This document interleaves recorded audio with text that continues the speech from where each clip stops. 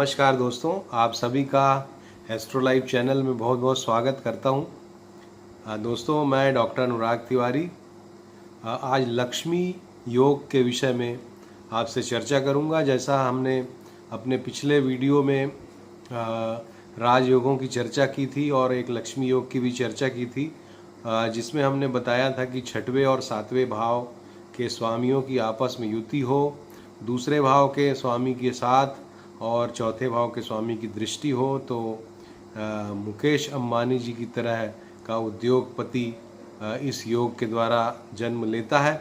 तो आज भी दोस्तों बहुत ही बड़े बड़े जो लक्ष्मीपति लोग हैं, उनके कुंडलियों के सहारे, उनके एग्जाम्पल चार्ट्स के सहारे कुछ विशेष लक्ष्मी योगों की हम चर्चा करेंगे, जिसमें हम ये बताने का प्रयास करेंगे कि कौन से ऐसे योग हैं जो कम उम्र में धन प्राप्ति कराते हैं, कौन से ऐसे योग हैं जो मध्यम आयु में कराते हैं धन प्राप्ति। तो इस तरह से आयु के आधार पर भी हम वर्गीकरण करेंगे और विशेष लक्ष्मी योगों की हम आज चर्चा करेंगे। इंडस्ट्रियलिस्ट लोगों की कुंडली में किस तरह के योग होते हैं, कैसे योगों से कम मेहनत से धन की प्राप्ति होती है, ये सभी की हम आपसे चर्चा करेंगे। तो अंत तक इस वीडियो को ज़रूर देखिएगा। और लक्ष्मी की प्राप्ति निश्चित रूप से हर कोई करना चाहता है और लक्ष्मी जी की प्राप्ति के बिना कुछ भी संभव नहीं है। सब कुछ संभव होता है जब लक्ष्मी जी की प्राप्ति होती है। तो दोस्तों, आइए अब अपना ये वीडियो शुरू करते हैं। कुछ विशेष लक्ष्मी योगों के बारे में चर्चा करते हैं। तो दोस्तों, सबसे पहले ये एक चार्ट मैं आपको मेष लग्न का चार्ट आपको दिखा रहा हूँ और इसमें आप देखिए जो 1 नंबर जहाँ लिखा हुआ है वो लग्न का स्थान है और 1 2 3 4 इस तरह से भावों की संख्या दी हुई है।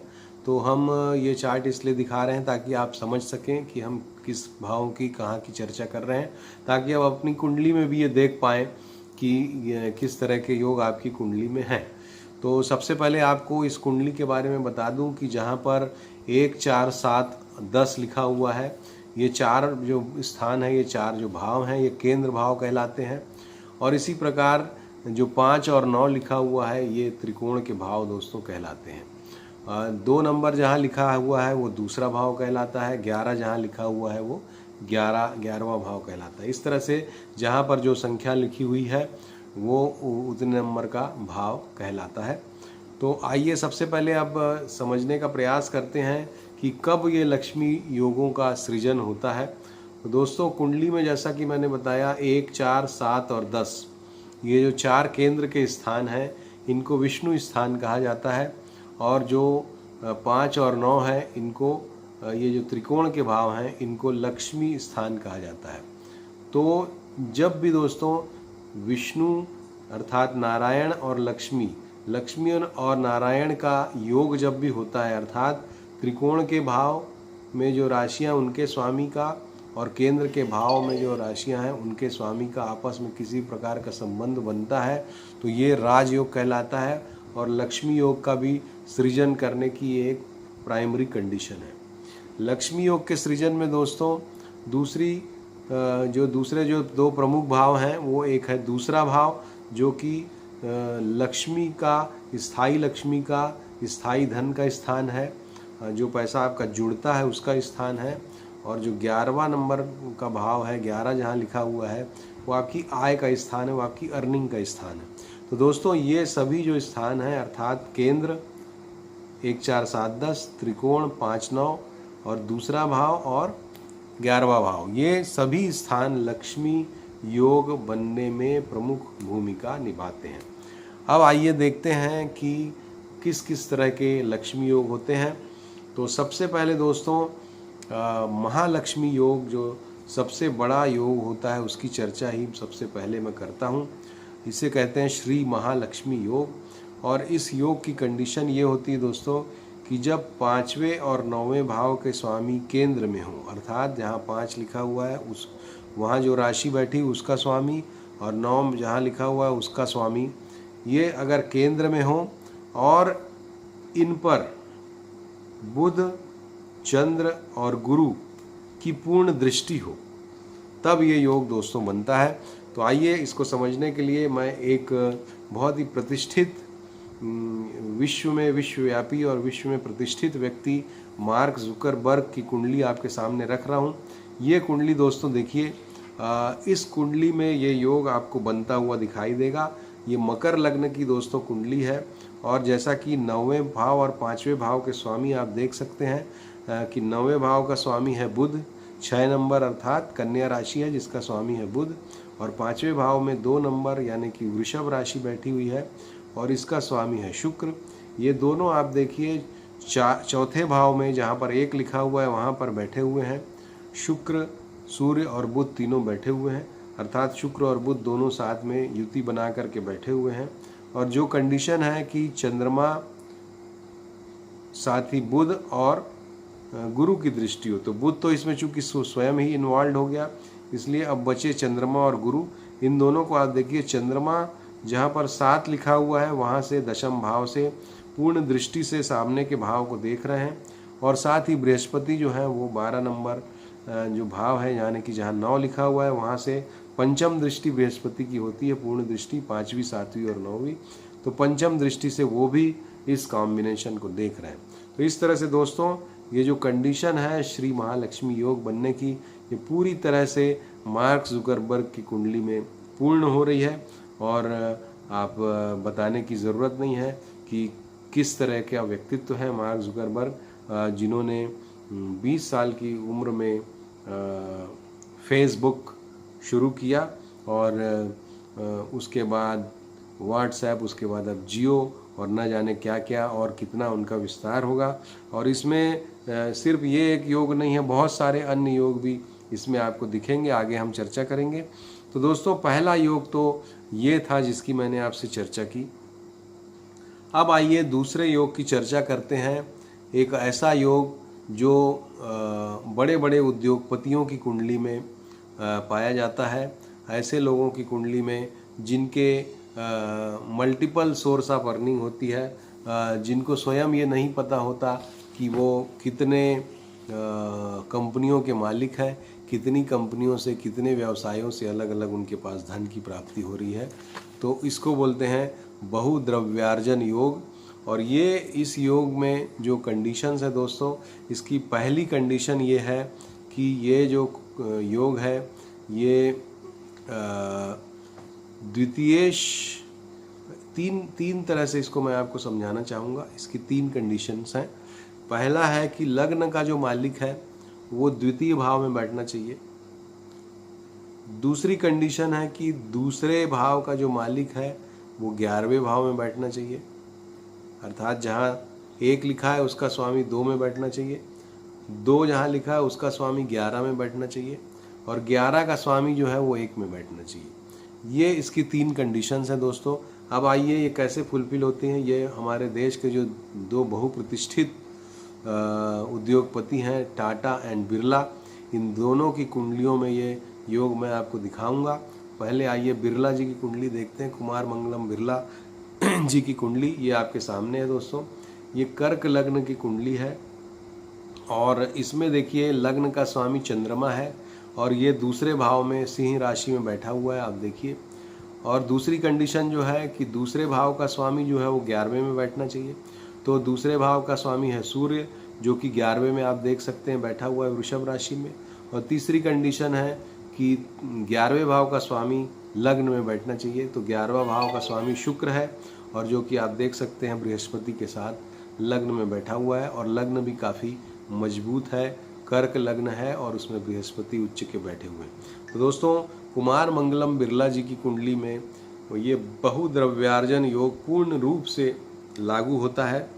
और जब इतना प्रबल योग है तो उनको प्रबल लक्ष्मीवान होने से कौन रोक सकता है। इसी प्रकार दोस्तों अब देखिए रतन टाटा जी की कुंडली आपके सामने पेश कर रहा हूँ। ये जो कुंडली है दोस्तों ये धनु लग्न की कुंडली है और इस कुंडली में भी हम चर्चा करेंगे कि ये योग किस तरह से फलीभूत हो रहा है। तो धनु लग्न की कुंडली में जो पहली कंडीशन है कि लग्न का स्वामी द्वितीय में बैठना चाहिए। तो देखिए धनु का स्वामी है के स्वामी होते हैं बृहस्पति वो द्वितीय भाव में मकर राशि में बैठे हुए हैं। अब दूसरी कंडीशन जो है दोस्तों वो है कि दूसरे का स्वामी जो है वो 11वें में बैठना चाहिए। ये कंडीशन इसमें पूरी तरह से फुलफिल नहीं होती है और इसमें गुरु की ही यानी कि लग्नेश की ही दूसरी जो राशि है मीन राशि चौथे भाव में, उसमें ये द्वितीय का स्वामी बैठता है। और जो तीसरी कंडीशन है दोस्तों वो है कि एकादश का स्वामी 11वें भाव का स्वामी वो लग्न में बैठना चाहिए। तो शुक्र आप देख सकते हैं, ये शुक्र जो है लग्न में सूर्य के साथ बैठे हुए हैं और इनकी भी लग्न बहुत मजबूत है दोस्तों।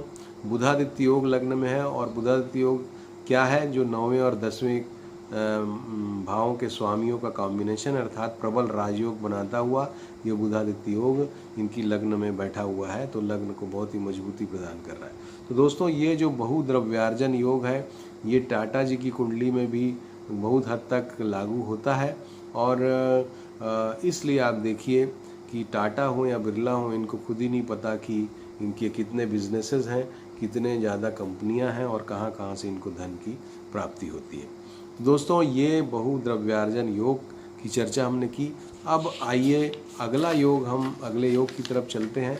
एक ऐसा योग जो बहुत ही कम उम्र में धन की प्राप्ति कराना शुरू कर देता है और इस योग में जो कंडीशन है दोस्तों, ये कंडीशन होती है कि दूसरे भाव और 10वें भाव के स्वामी केंद्र में बैठते हैं और लग्न का जो स्वामी है वो उस जिस नवांश में बैठा हुआ है उस ग्रह की दृष्टि इस कॉम्बिनेशन पर होना चाहिए, अर्थात दूसरे और 10वें का जो कॉम्बिनेशन हो रहा है लग्न में केंद्र में, उस पे दृष्टि होना चाहिए नवांशपति की।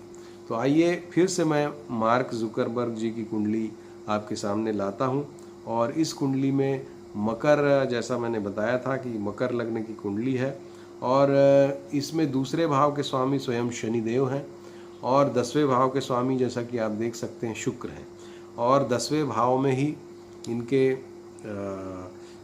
शुक्र जो है वो 10वें भाव के स्वामी जाके बैठ गए हैं चौथे भाव में और दूसरे भाव के स्वामी शनि जो है वो 10वें भाव में बैठे हैं और दोनों एक दूसरे को देख रहे हैं।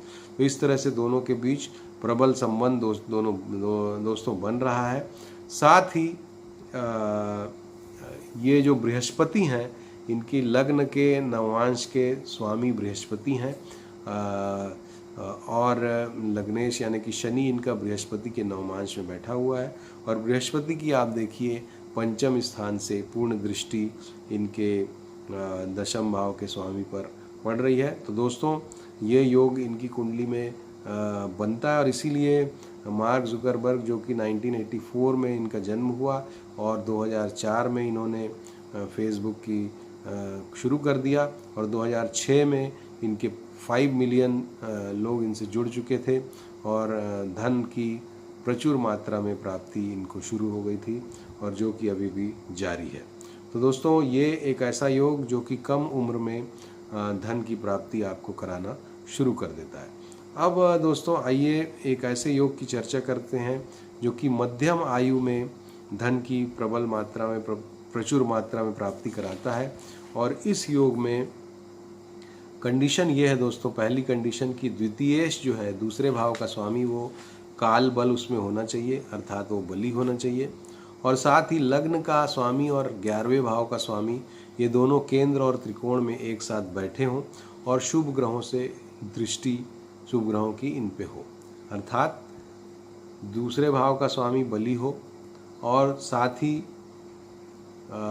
लग्न और 11वें भाव के स्वामी जो है आपस में केंद्र या त्रिकोण में युति करें और इस पे शुभ ग्रहों की दृष्टि हो, दूसरे की दृष्टि हो तो और भी अच्छा है। तो ये जो एग्जाम्पल आपको मैं बिल गेट्स जी का इस कुंडली के बारे में देना चाहता हूँ, इस योग के बारे में। इसमें आप देखिए कि दूसरे भाव के स्वामी चंद्रमा हैं बली होते हुए दशम भाव में बैठे हुए हैं, जबकि जो लग्न के स्वामी हैं वो बुध हैं और मंगल जो है एकादश के स्वामी हैं और ये दोनों की युति देखिए चौथे केंद्र भाव में हो रही है और इस पे चंद्रमा की ही दृष्टि है द्वितीयेश की। तो ये बहुत ही प्रबल राजयोग, प्रबल लक्ष्मी योग जो मध्यम आयु में धन प्राप्ति का योग इनकी कुंडली में बिल गेट्स जी की कुंडली में है और इसीलिए 1955 में इनका जन्म हुआ। और जब ये 31 वर्ष के थे उस समय इन्होंने माइक्रोसॉफ्ट के शेयर्स जो हैं उसका पब्लिक इशू लाया, ये लेके आए और वो उसके द्वारा काफ़ी धन प्राप्ति इनको हुई और ये 1-2 साल के अंदर ही बिलियनियर हो गए और 40 साल की उम्र आते आते ये दुनिया के सबसे धनी व्यक्ति बन गए। तो मध्यम आयु में प्रबल मात्रा में, प्रचुर मात्रा में धन की प्राप्ति कराने वाला ये योग बिल गेट्स जी की कुंडली में है और जो कि फलीभूत हुआ। तो दोस्तों ये कुछ बातें धन योग की आयु से संबंधित जो थी वो मैंने आपसे की। इसके बाद मैं आपको एक ऐसा योग बताता हूँ जिसमें बिना ज़्यादा प्रयत्न के धन की प्राप्ति होती रहती है और निश्चित रूप से हर कोई चाहेगा कि ये योग उनकी कुंडली में हो। और इस योग में दोस्तों कंडीशन ये है कि लग्न का स्वामी, दूसरे भाव का स्वामी, ये दोनों आपस में म्यूचुअल एक्सचेंज हो जाए, अर्थात लग्न का स्वामी दूसरे में बैठ जाए और दूसरे का स्वामी लग्न में बैठ जाए। तो ऐसा जो जातक होता है उसको ज़्यादा बिना प्रयास के धन की प्राप्ति दोस्तों होती रहती है। अब कुछ और भी बातें हैं दोस्तों जिनकी कुछ और भी ऐसे योग हैं जिनकी मैं चर्चा करना चाहता हूं, क्योंकि सभी की कुंडली में इतने प्रबल योग मिलना बहुत ही मुश्किल है। कम ही इस तरह के योग जो महालक्ष्मी योग और ये सब पाए जाते हैं, लेकिन लक्ष्मी की प्राप्ति बहुत से लोगों को होती है। तो उससे संबंधित कुछ अन्य योगों की बात मैं करता हूं जो कि आपके लिए बहुत काम की बात है। तो इसमें सबसे पहली बात यह है दोस्तों कि जो आपकी लग्न है या जो आपकी चंद्र राशि के स्वामी हैं या जो आपकी सूर्य लग्न के स्वामी हैं, ये तीनों जितना ज़्यादा मजबूत होंगे, जितने ज़्यादा स्ट्रेंथ में होंगे, उतना ये धन प्राप्ति में आपको सहयोग प्रदान करेंगे, पहली बात। दूसरी बात दोस्तों ये है कि शुक्र जो होते हैं वो लग्जरीज के कारक ग्रह हैं, जबकि बृहस्पति जो है वो धन के कारक ग्रह हैं, चंद्रमा भी धन प्रदाता ग्रह हैं। तो अगर ये ग्रह आपकी कुंडली में मजबूत हैं तो भी आपको धन की कमी नहीं रहेगी। तीसरी बात दोस्तों ये है कि बृहस्पति अगर आपके धन से संबंधित स्थानों के स्वामी बन जाएं, जैसा कि वृश्चिक लग्न में दूसरे भाव के और 5वें भाव के स्वामी, या कुंभ लग्न में दूसरे भाव और 11वें भाव के स्वामी बनते हैं, तो अगर ये आपकी लग्नें हैं और बृहस्पति मजबूत हैं तो धन की कभी कोई कमी नहीं रहेगी। या अगर बृहस्पति जहाँ बैठे हैं उसके 12वें भाव में, उससे ठीक एक स्थान पहले अगर शुक्र बैठ जाए तो आपको बहुत लक्ष्मीवान ये बनाता है, ये प्रबल लक्ष्मी देने वाला योग होता है। इसके अलावा दोस्तों अगर आपकी कुंडली में 12वें भाव में शुक्र बैठ जाए तो भी आपको काफ़ी प्रबल लक्ष्मी योग, शुक्र सिर्फ अकेला शुक्र ही अगर 12वें में बैठ जाए तो ये लक्ष्मी योग बना देता है। साथ ही शुक्र अगर केंद्र में बैठे बली होकर के और शुभ ग्रह से दृष्ट हो जाए, या गुरु केंद्र में बैठे और शुभ ग्रह से दृष्ट हो जाए तो ये भी प्रबल लक्ष्मी योग बना देता है, क्योंकि मैंने बताया शुक्र जो है वो लग्जरीज के कारक हैं और बृहस्पति जो है लक्ष्मी के कारक हैं, प्रॉस्पेरिटी के कारक हैं। तो निश्चित रूप से जब ये दोनों ग्रह मजबूत होंगे तो धन की, लक्ष्मी की, प्रॉस्पेरिटी की कमी आपको नहीं रहेगी, काफ़ी प्रबल मात्रा में ये दोनों चीज़ें प्राप्त होंगी। इसके अलावा दोस्तों नीच भंग राजयोग जिसकी कुंडली में होता है, उनकी कुंडलियों में भी उनको भी धन की काफ़ी प्राप्ति होती है। विपरीत राजयोग जिनकी कुंडलियों में होते हैं उनको भी काफ़ी प्रबल मात्रा में धन की प्राप्ति होती है। और विपरीत राजयोग में देखिए एक चीज़ आपको मैं प्रमुख रूप से बताऊं कि तीसरे, छठवें, 8वें और 12वें इन भावों के स्वामी अगर इन्हीं में से किसी भाव में जाकर के बैठते हैं तो विपरीत राजयोग का सृजन होता है। अर्थात तीसरे का स्वामी अगर 6वें में बैठे, या 6वें का स्वामी अगर 12वें में बैठे, या 8वें का स्वामी 12वें में बैठे तो ये विपरीत राजयोग का सृजन करते हैं। अब इसको प्रैक्टिकली अगर समझें तो जैसा हम जानते हैं कि 6वां भाव ऋण का भाव है, 6वां भाव प्रबल होने से ऋण बढ़ जाता है। तो अगर 6वें भाव का स्वामी व्यय के भाव में बैठ जाए, अर्थात ऋण का व्यय कर दे, तो आपके पास धन बढ़ जाएगा। इसी प्रकार व्यय भाव का स्वामी अगर तीसरे भाव में या मृत्यु स्थान में आ जाए, अष्टम में आ जाए, तो व्यय की मृत्यु हो जाएगी। तो इस तरह से विपरीत राजयोग जिसकी भी कुंडली में है उसको भी धन की प्राप्ति ये विपरीत राजयोग दोस्तों कराता है। तो ये कुछ प्रमुख बातें हैं। इसके अलावा आप अपनी कुंडलियों में भी स्वयं देख सकते हैं, यदि किसी भी प्रकार से आपके लग्न और दूसरे भाव और 11वें भाव में आपस में संबंध बन रहा है या 9वां भाव भी इसमें इन्वॉल्व है, दूसरा 11वां 9वां और लग्न, इनमें अगर अच्छा संबंध बनता है, अच्छे भावों में बनता है, तो निश्चित रूप से आपको ये योग काफ़ी ज़्यादा मात्रा में लक्ष्मीवान बनाएगा, ये बात निश्चित है। इसके अलावा दोस्तों इंदु लग्न के द्वारा भी आप लक्ष्मी योग देख सकते हैं अपनी कुंडली में। इंदु योग जो है वो अपने आप में एक विस्तृत विषय है, उस पे मैं किसी एपिसोड में अलग से चर्चा करूँगा। इंदु योग के द्वारा आप ये जान सकते हैं कि किस तरह की स्थितियों में आपकी धन की स्थितियाँ किस तरह से रहेंगी। तो इंदु योग, इंदु लग्न को निकालना और उससे किस तरह से उसका इंटरप्रिटेशन है, इस पे पुनः मैं कोई एक वीडियो लेके आने का प्रयास करूँगा।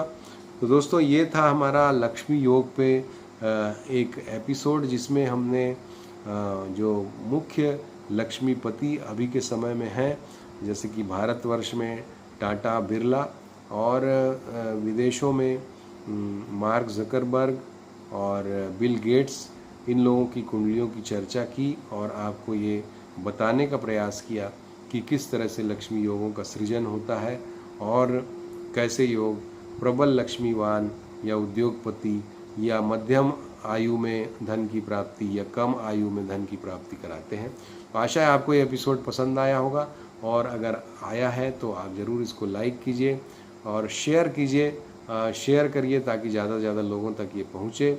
और साथ ही अगर हमारे चैनल को आपने सब्सक्राइब नहीं किया हो तो ज़रूर सब्सक्राइब कीजिए और बेल आइकॉन को भी पुश कीजिए, ताकि हमारे जो वीडियोज़ हैं आपको मिलते रहें और हमारे से आपका पक्का संबंध बन जाए। तो आपसे पुनः अनुरोध कि आप ज़रूर हमारे चैनल को सब्सक्राइब कीजिए। और अगर आपको कुछ भी क्वेरीज़ है लक्ष्मी योगों के बारे में तो आप ज़रूर कमेंट सेक्शन में हमसे लिख करके पूछ सकते हैं, हम यथासंभव उनका उत्तर देने का प्रयास करेंगे। तो दोस्तों अभी के लिए इतना ही, मुझे इजाज़त दीजिए। नमस्कार, थैंक यू।